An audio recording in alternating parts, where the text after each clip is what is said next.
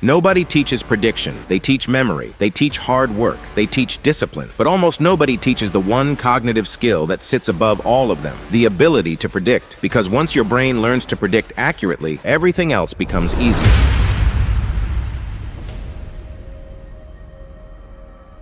Before we begin, I have something important to share. Many of you have been asking where you can learn this level of thinking in a complete system. That's exactly why I created the Elite Intelligence Masterclass.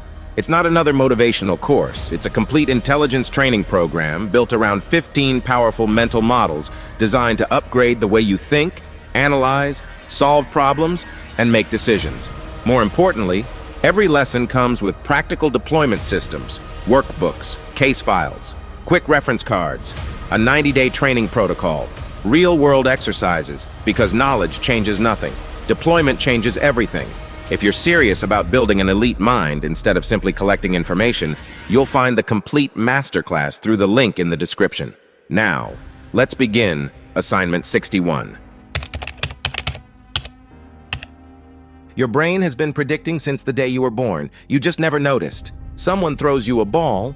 Before your hands even move, your brain has already clocked its speed, its arc, where it's going to land. Someone starts a sentence. You already know how it ends. Someone reaches into their pocket. You already have a guess for what's coming out. Prediction never stops. It's running in the background every second of your life. Here's the problem. Most of it is happening on autopilot. Autopilot predictions come from habit. Habit comes from repetition.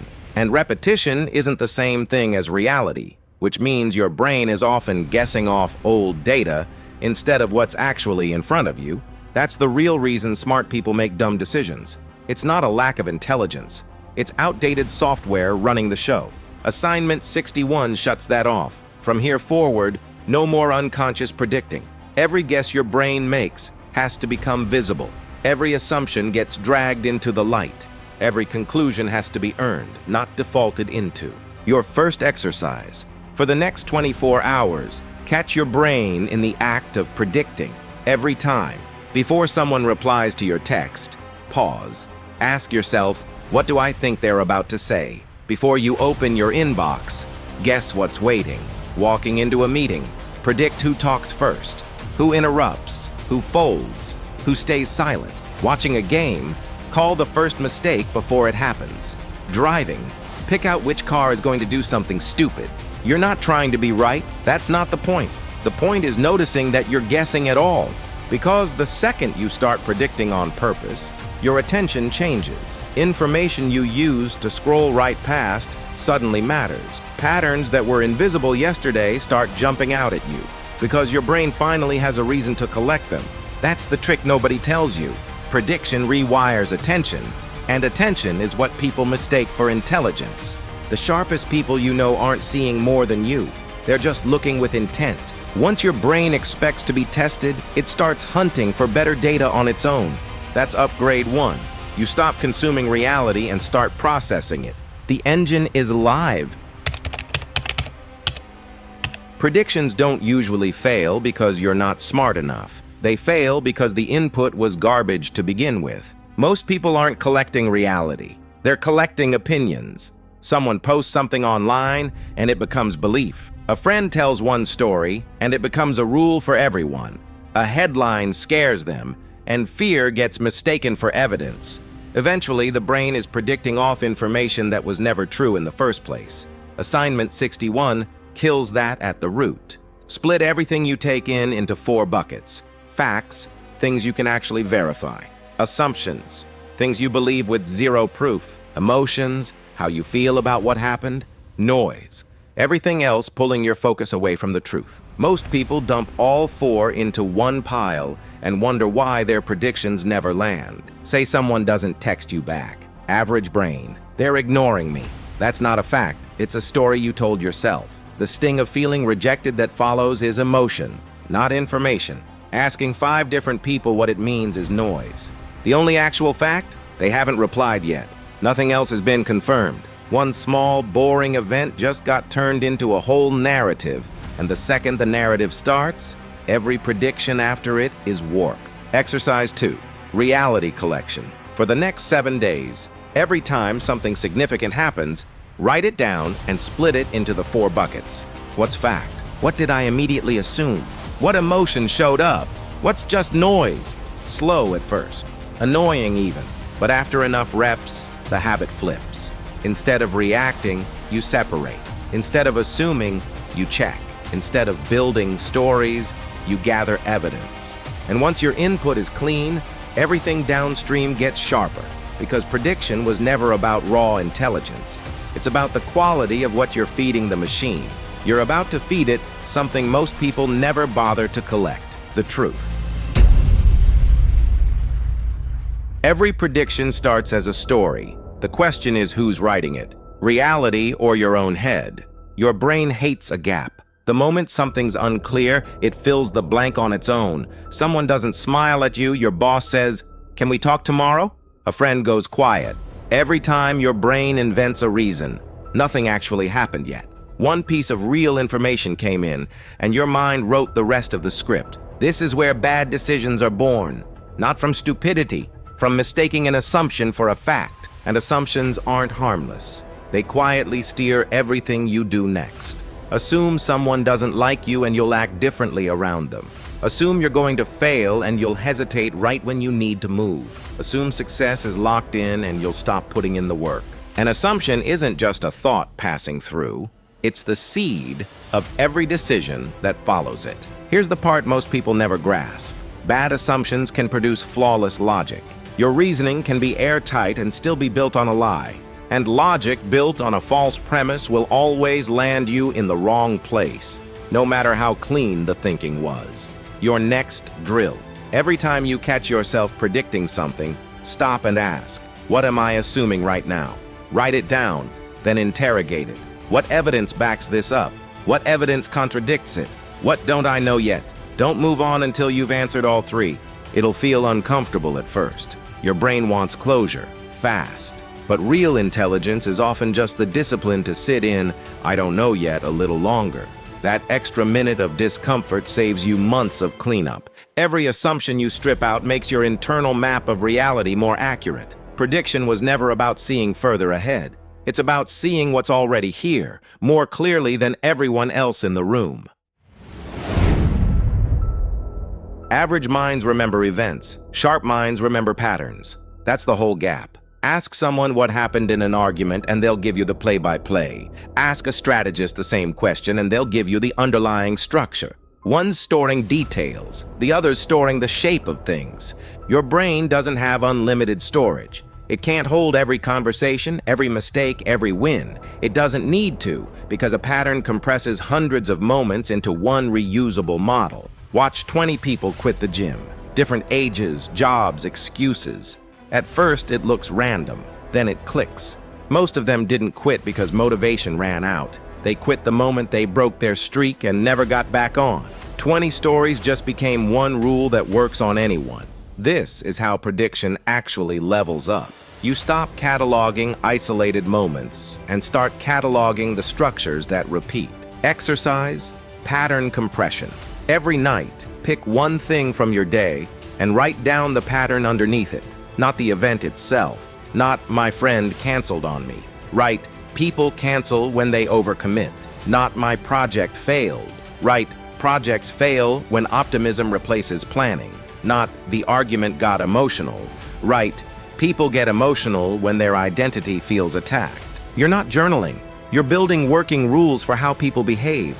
Do this long enough and you start recognizing the pattern before the moment finishes playing out. Halfway through a conversation, you already know where it's headed, not because you're gifted, but because you've seen this shape before. That's the real skill behind sharp negotiators, investors, investigators. They're not reading people, they're recognizing patterns, and patterns repeat more than most people ever notice. Here's a weakness almost everyone shares: falling in love with the first future your brain imagines. Someone gets an opportunity, they picture success. Someone gets criticized, they picture failure. One event, one imagined outcome. Case closed, but reality never moves in a straight line. Sharp thinkers do this differently. Before any real decision, they force their brain to sketch out several futures. Not because all of them will happen, but because the exercise drags out possibilities the brain would otherwise ignore. Exercise, future simulation. Run every serious decision through this before you act. Write the decision at the top of a page, then map 5 outcomes. Best case, worst case, most likely case, the one you didn't expect, and the one you haven't even thought of yet. For each, ask, what actions lead here? What early warning signs show up before this becomes real? What can I do today to push toward the good version or steer away from the bad one? That's the shift. You stop reacting to whatever future shows up and start shaping it. This alone pulls you out of emotional thinking and into strategic thinking, because emotion pictures one future and reason knows how to picture several. The goal was never to predict flawlessly. It's to walk in prepared. The more futures you train yourself to see coming, the fewer things life gets to blindside you with. Your best calls won't come from knowing exactly what happens next. They'll come from being ready for almost anything that could. Plenty of people make predictions. Almost none of them ever get better at it. Why?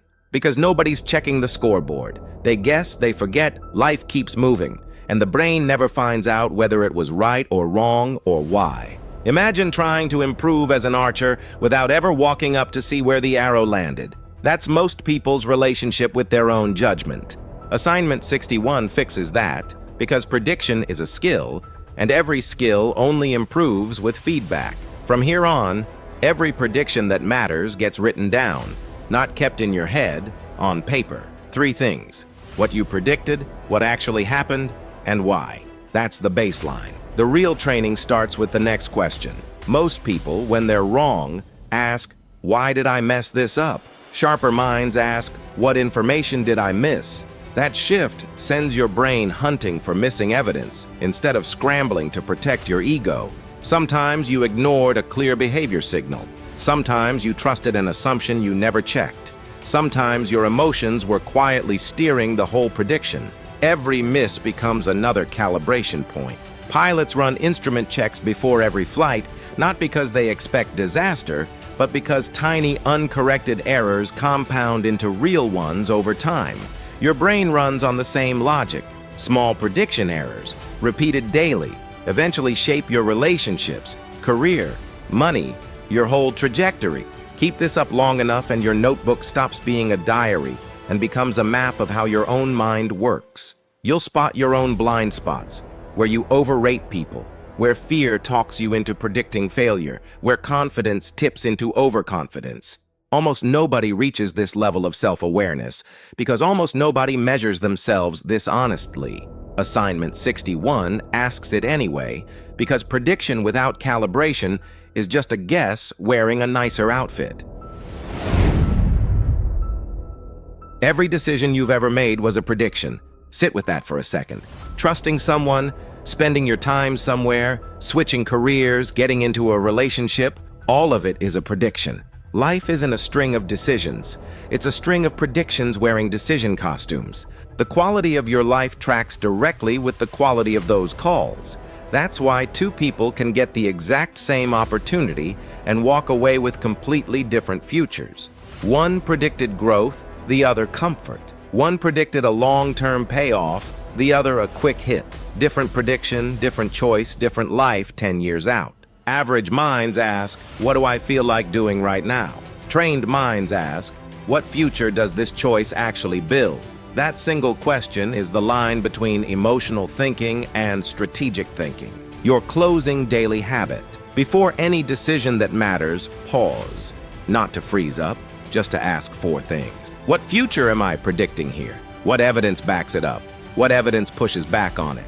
If I'm wrong, what does that actually cost me? Run those 4 questions and your brain shifts out of reactive mode. No more impulse, no more emotional autopilot, just precision.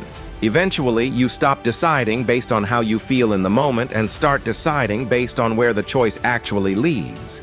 That's the real turning point. Not because you started working harder, because you started choosing smarter. Final calibration. The 30-day prediction protocol. Everything above is worthless unless it becomes automatic. Knowledge doesn't change people. Repetition does. So assignment 61 closes with one last challenge. 30 straight days of training the engine. Every morning, make 5 predictions about people, your work, your habits, a conversation you're walking into, how you'll react to something. Don't aim to sound impressive. Aim to be honest. Through the day, stay observant. Collect what's real. Sort fact from assumption. Watch for patterns. Question the certainty your brain hands you by default. Run the multiple futures drill when it counts. Every night, go back to the notebook. Review each prediction, score it, correct it. Ask what you missed, what you assumed without checking, what pattern you failed to catch. Then get up and do it again tomorrow. 30 days in, something shifts. Your brain stops reacting to life and starts anticipating it. Warning signs show up before the problem does. Opportunities register while other people are still scrolling past them. You read people faster, and you stop making the impulsive calls that used to cost you. Not because you got gifted overnight, because you got trained. And here's the part almost nobody figures out on their own. Prediction was never about seeing into the future. It's about seeing the present more clearly than the person next to you. The future only feels unpredictable to a mind that never learned how to watch it form. Most people wait for reality to happen to them. The ones who get ahead are quietly watching it take shape, long before anyone else notices. That's assignment 61, the prediction hack. The only real question left is whether you're finally going to train it.